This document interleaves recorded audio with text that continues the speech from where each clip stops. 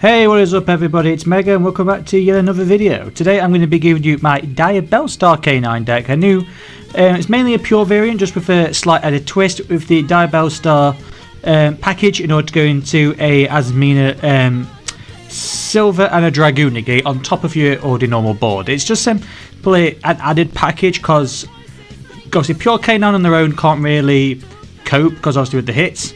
So we need to add some obviously additional firepower, and having two negates, and honestly silver can resurrect itself from the graveyard from the diabellstar spell, so, or the Azmina spell I should say, so it's really a nice recurring just to keep the opponent on the back foot. And obviously we're not playing no runics, that means we can actually enter our battle phase whenever we like. So let's get into it. So Freedom Ore, standard, it's just simply the tour guide on legs. All the K9s apart from Lupus have the effect that they can't be, that you can normal summon them without tribute if your opponent has two or more cards. Izuna is the hand trap in the deck, because if your opponent plays a hand trap themselves or monster effect in the graveyard, best summon Izuna, which can then, upon being summoned, can dump Lupus. Lupus then resurrects itself from the grave and lets you exceed summon in your opponent's turn. Also, if Lupus is actually used as a material and is under any xyz, that monster can't be targeted, so please bear that in mind. Lantern is basically a Lyrilisk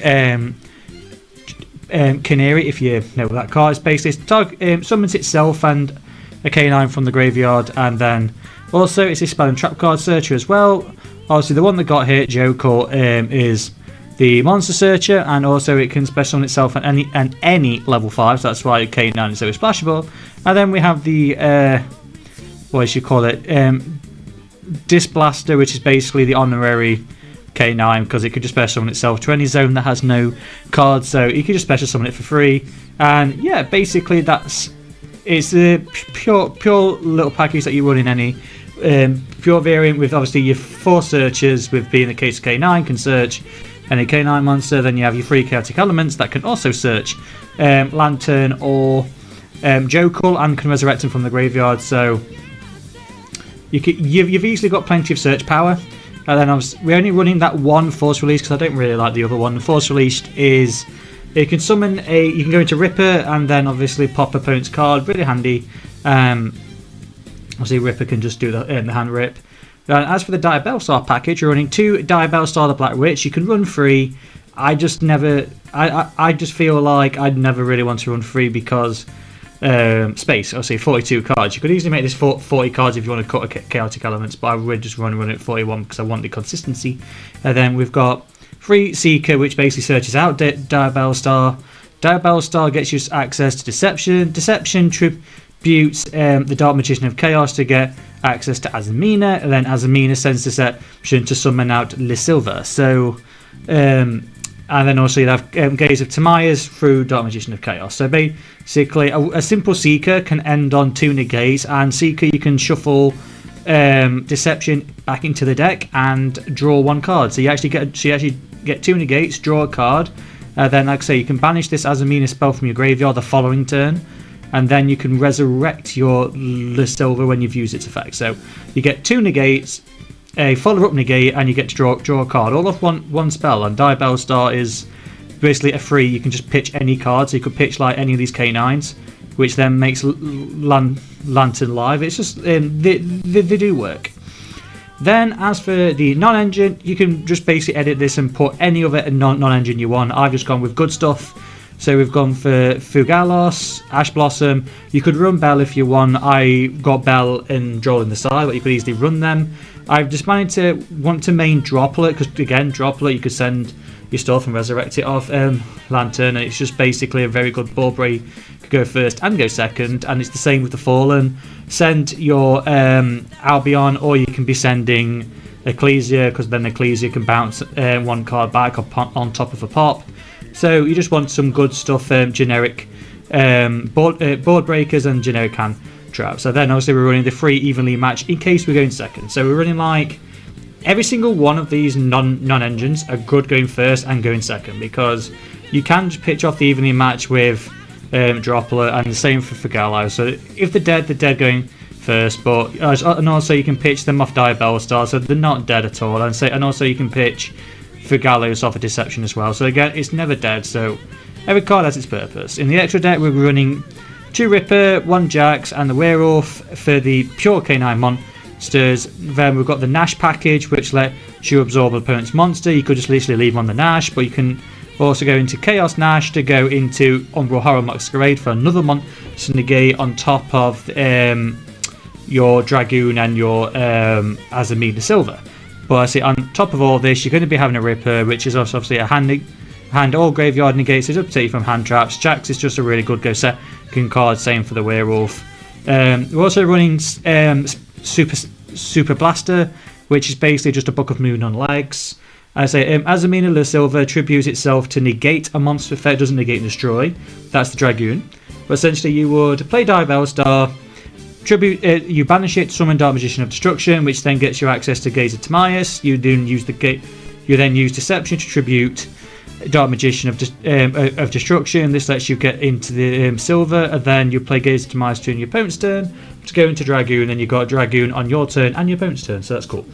And then I say the Albion gets you play 1 Fallen, banish an Albion, play another Fallen, banish the second Albion, the third one you banish the Ecclesia. Just a recurring 3 pops just to help put added pressure onto your opponent. Now the extra deck, a side deck you can make whatever you want. I basically running 3 Lava Golem in case I'm going up against like some pesky Lunar Lights, because you can't do anything against the towers. That's the evening match can also help against this because you can out 1 towers with it. But Lava Golem just basically tribute both Liger Dancers. They can't do anything. Perugula. We've got in because Ferugalos isn't good against every single deck, so you want to play Perugula against stuff like Mitsurugi, because if you depending on the variant of Mitsurugi, obviously they're not going to play from the extra deck, they're just going to be playing from the hand, so that hurts them, and also you can hurts the Enacraft deck, so that's good.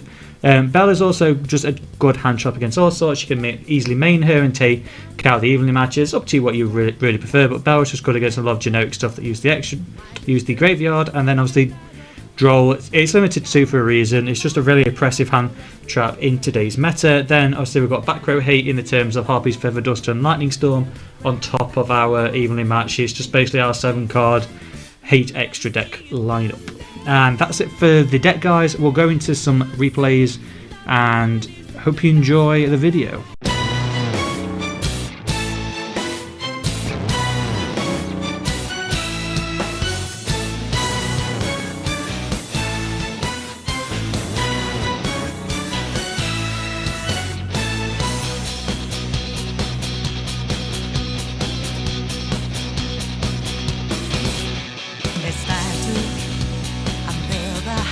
You've been waiting for. It's time to